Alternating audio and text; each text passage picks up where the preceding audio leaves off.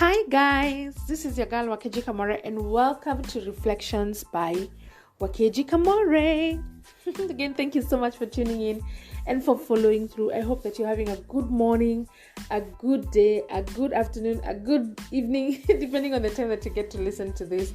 And as you listen, please remember to share this with as many friends as possible. There could be someone out there who actually just needs to listen to this message today. So kindly do share. So yesterday we covered Numbers chapter 10, where the Israelites finally left the foot of Mount Sinai and walked to Paran desert and set up camp there. And after they had gotten there, they started to complain. Let us read Numbers chapter 11 and see what they are complaining about and what God did about it. All right, so let's get started. It says the people started complaining about their troubles. The Lord heard their complaints. He heard these things and became angry. Fire from the Lord burned among the people. The fire burned some of the areas at the edge of the camp. So the people cried to Moses for help. He prayed to the Lord and the fire stopped burning. So the place was called Taberah. The people gave the place that name because the Lord caused a fire to burn in their camp. The foreigners who had joined the Israelites began wanting the other things to eat. Please note, these were the foreigners that had joined Israelites. Nobody told them to join the Israelites when they were leaving Egypt. They did this on their own. So the foreigners who had joined the Israelites began wanting other things to eat. Soon, all the Israelites began complaining again. The people said, "We want to eat meat. We remember the fish we ate in Egypt. That fish cost us nothing. We also had good vegetable like cucumber, we had melons, we had chives, we had onion and garlic." I mean, first who misses garlic? But I get it. But now we have lost our strength. We never eat anything, only this manna. The manna was like a small coriander seed, and it looked like sap from a tree. The people gathered the manna. They used rocks to crush it and cook it in a pot. Or they would ground it into flour and make thin cakes with it. The cakes tasted like sweet cakes cooked with olive oil. And the manna fell on the ground each night when the ground became wet with dew. So Moses heard the people complaining. People from every family were sitting by their tents and complaining. The Lord became very angry, and this made Moses very upset. He asked the Lord, "Why did you bring this trouble on me? I am your servant. What did I do wrong? What did I do to upset you? Why did you give me the responsibility over these people? You know that I'm not the father of all these people. You know that I did not give birth to them, but I must take care of them like a nurse carrying a baby in her arms. Why do you force me to do this? Why do you force me to carry them to the land that you promised to our fathers? I don't have enough meat for all these people." And they continue complaining to me. They say, "Give us meat to eat. I cannot take care of all these people alone. This burden is too heavy for me. If you plan to continue giving me these troubles, kill me now. If you accept me as your servant, let me die now. Then I will be finished with all my troubles." The Lord said to Moses, "Bring to me 70 of the elders of Israel. These men are the leaders among the people. Bring them to the meeting tent. Let them stand there with you. Then I will come down and speak with you there. The Spirit is on you, but I will also give some of that Spirit to them. Then they will be able to help you take care of the people. In this way, you will not have to be responsible for these people alone. Tell the people this, make yourself ready for tomorrow. Tomorrow you will eat meat. The Lord heard you when you cried and said, 'We need to eat meat. It was better for us in Egypt.' So now the Lord will give you meat, and you will eat it. You will eat it for more than 1, 2, 5, or 10, or even 20 days. You will eat the meat for a whole month until you're sick of it. This will happen to you because you complained against the Lord. He lives among you and knows what you need. But you cried and complained to him. You said, why did we ever leave Egypt? Moses said, there are 600,000 soldiers here, and you say I will give them enough meat to eat for a whole month. Even if we kill all the sheep and cattle, that would still not be enough to feed these people for a month.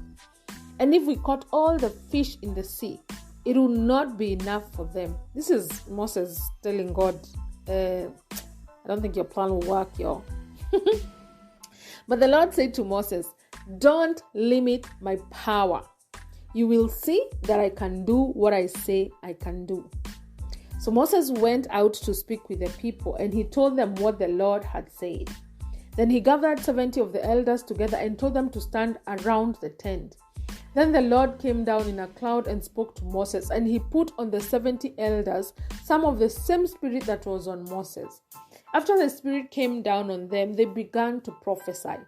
But this was the only time they ever did this. Two of the elders, that is Eldad and Medad, did not go out to the tent. Their names were on the list of the elders, but they stayed in camp.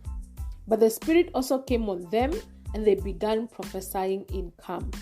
And a young man ran and told Moses. The man said, Eldad and Medad are prophesying in camp. Joshua, son of Nun, said to Moses, Moses, sir, you must stop them. Joshua had been Moses' helper since Joshua was a boy. But Moses answered, are you afraid that the people will think that I'm not the leader now? I wish that all Lord's people were able to prophesy. I wish that the Lord would put his spirit on all of them. Then Moses and the leaders of Israel went back to camp. The quail came. That's the subtitle. Then the Lord made a powerful wind to blow in from the sea, and it blew in quail into the area around the camp. There were so many birds that the ground was covered. They were about 3 feet deep on the ground. There were quail in every direction, as far as a man can walk in one day. That means, like, if we're in Tao, like a one-day walk to Gong Road, one day walk to Jogo Road, one day walk to Wayaki Way, one day walk to, like, headed to Mombasa Road. That's just how far. And oh my gosh, too much quail. Then they went out and gathered quail all the day and all the night, and they gathered quail all the next day too. The smallest amount anyone gathered was 60 bushels. Then the people spread the quail meat all around the camp to dry in the sun. And people began to eat the meat, but the Lord became very angry.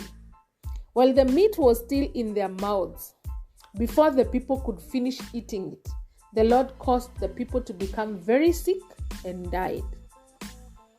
So the people named the place Kibroth Hatava, because they buried those that had the strong desire for meat. From Kibroth Hatava, the people traveled to Hazeroth and stayed there. So first I was questioning myself, who died? Like, is it everybody? So at the beginning I wasn't quite sure who died, but it actually tells us it's the people who had the strong desire for meat. It actually says at the beginning over here who it was. It was the foreigners who had joined the Israelites and began wanting other things to eat. But in verse 4 it says, the foreigners who had joined the Israelites began wanting other things to eat. Soon all the Israelites began complaining again.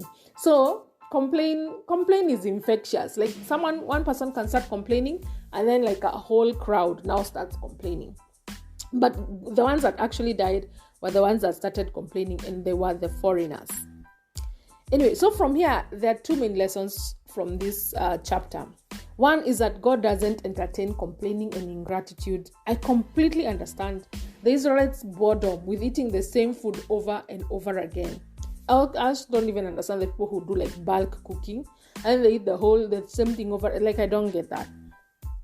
It can be a bit boring to eat the same thing over. It was a valid need. And notice that God is not upset that they missed meat and other different kinds of food. But God is upset at the fact that they were complaining and whining. And God was upset at the fact that they were being ungrateful. They had an ungrateful attitude because they said, we need meat to eat. It was better for us in Egypt. Why did we leave Egypt? That is where God drew the line. It was like, you know what? I live among you. I know what you need. But not for you guys to say you shouldn't have left Egypt, you should have stayed there. When I saved you from slavery, that's why I drew the line. Now that is being that's being ungrateful. And also just the fact that they complained and complained and complained, they could have just prayed. They could have just gone to Moses and asked, Moses, Aki, we really miss meat. Is it okay for you to ask God to see whether he can give us meat? Imagine, it could have just as simple as that. You see that we could have a valid need in our lives, but how we present it to God matters as well. How about we present our petitions to God without complaining, without whining, and without being ungrateful? Because God is able and also willing to hear us and do it for us. The second lesson that I take from this is not to concern myself with the logistics of how God will do what he says he will do. Moses did this when he started questioning how it was possible to feed all the Israelites with meat for a whole month. He went ahead to consider all the options, but none of them seemed to make sense. He said, even if we slaughter all the animals that we have, it would still not be enough to feed the Israelites. Then he went on to say, even if we caught all the fish in the sea, it would still not be enough. Has God said in his word that you will have plenty even in the time of drought? Has he said that by the stripes of Jesus you are healed? Has he said that he will not let any plague come near you and your dwelling? Has he said that he will satisfy you with long life? Has he said that he will bless you, that you are blessed and highly favored? Has God listed so many blessings in his word that we cannot even count? The answers to all those questions is yes. So don't concern yourself with how God will do it. Stop asking yourself, but how is God going to do this? But how is God going to heal me? But how is God going to make sure that I get this job, even if I don't think my interview went that well? But how? Stop concerning yourself with the details and the logistics of how God will do what he says he will do. Because God said to Moses, and he's saying to you and I, who keep going back and forth on the logistics of how God is going to do, he says, don't limit my power. You will see that I can do what I said I can do. So the thing is, doubt limits God's power. And remember that God cannot perform in our lives that which we don't believe he can. If we don't believe that God can heal us, then he can't heal us. Because he operates on faith. He responds to faith. Don't limit God's power. And remember that God cannot perform in our lives that which we don't believe that he can. This is your girl, Wakeji Kamore, and this has been Reflections by Wakeji Kamore.